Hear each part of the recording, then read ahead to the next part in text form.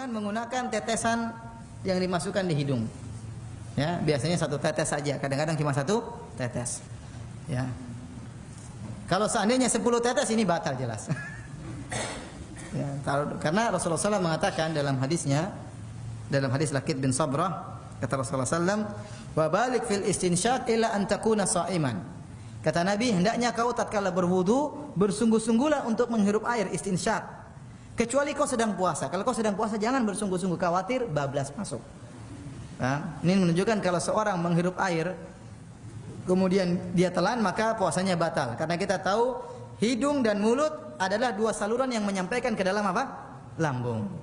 Tidak ada yang ragu, hidung dan mulut adalah saluran yang bisa mengantarkan kepada lambung. Makanya Nabi melarang seorang tatkala berwudu, tatkala sedang puasa jangan terlalu kencang, kata Nabi, hirup airnya. Khawatirnya kebablasan. Tapi kalau seorang sedang tidak puasa nggak jadi masalah. Kata Nabi, hirup dengan dalam-dalam. Ya.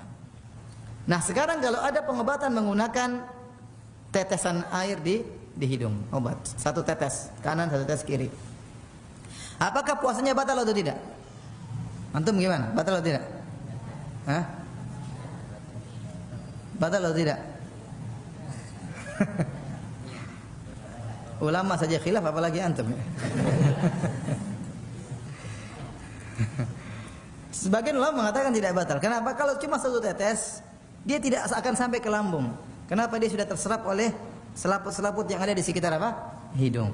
Karena untuk sampai ke lambung jauh, dia harus naik dulu, kemudian berputar, masih kan jauh itu. Belum sampai ke lambung sudah habis. Paham? Yang jadi saya ingatkan tadi, yang menjadikan batal itu kalau sampai ke lambung. Karena kita sepakat yang masuk dalam rongga mulut, rongga hidung, selama bisa dikeluarkan atau tidak sampai ke lambung tidak membatalkan puasa. Karena kita berkumur-kumur, kita masukkan air dalam rongga mulut, ternyata dimaafkan. Oleh karenanya mereka sebagian mengatakan yang kalau cuma satu tetes maka tidak sampai ke lambung karena dia melalui perjalanan yang jauh dan dia sudah terserap oleh selaput-selaput hidung, kemudian mungkin selaput yang lainnya, sehingga sampai ke lambung sangat sedikit. Kalaupun sampai ke lambung, ya itu tidak sampai ke lambung. Kalaupun sampai ke lambung maka sangat-sangat sedikit. Lebih sedikit daripada sisa air wudu, sisa kumur-kumur tatkala berwudu. Oleh karenanya dimaafkan karena niatnya bukan untuk minum dan makan.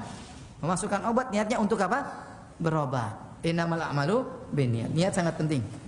Niat sangat penting. Tapi seandainya 10 tetes kemungkinan besar masuknya apa? Banyak. Ya, itu membatalkan. Tapi kalau sangat sedikit maka menurut sebagian ulama tidak membatalkan wudu. Kemudian perkara berikutnya yang juga masuk dalam melalui hidung, gas oksigen. Kalau orang sakit hirup oksigen, batal puasa atau tidak? Nah, dia sakit kemudian harus butuh oksigen, taruh oksigen, taruh ini alat kemudian dihirup oksigennya. Puasanya batal atau tidak?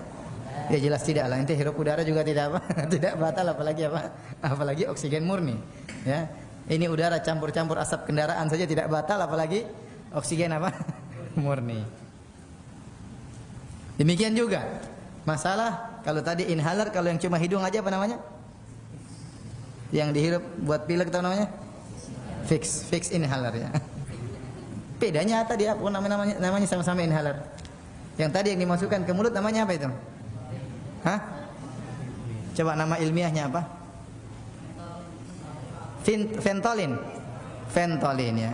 Ventolin, kalau yang ini namanya inhaler. Ini namanya ventolin, namanya inhaler. Ya, kalau ventolin saja tidak membatalkan puasa, apalagi cuma inhaler. Paham ya? Ini perlu kita mungkin orang ada yang pilek, kemudian ingin melapangkan hidungnya supaya mudah bernapas, dia pakai inhaler, maka tidak membatalkan